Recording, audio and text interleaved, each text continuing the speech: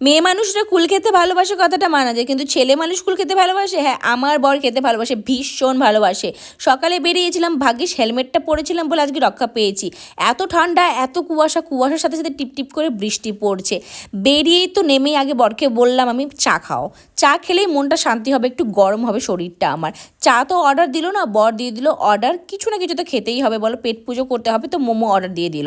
তারপর কি উপরে উঠে দেখি ভাই আসার কথা ছিল, ভাই আসেইনি, একটু ওয়েট করেছিলাম, বরের হাত নেড়ে দেখছি ভাই মারাত্মক ঠান্ডা বরফের মতো।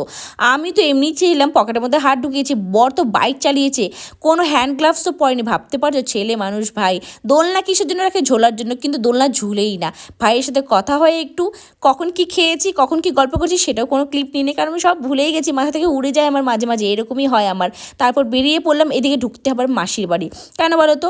যদি এখন মাসি দেখে ভিডিওতে যে আমি এই দিক দিয়ে যাওয়া আসা করেছি কিন্তু মাসির বাড়ি ঢুকিনি, খারাপ পাবে না? তাই ভাবলাম যে আজকে যাই, আর অনেক দিন পরে গেলাম, আর খালি হাতে কি যাওয়া যায়? মিষ্টি নিয়ে নিয়েছি। বেরিয়ে দেখি মাসি আমাদেরকে দেখে আছে, তারপর মাসি গরম গরম চা বানিয়ে দিল। দেখো এখানে সব সব সব শাক, শুধু শাক।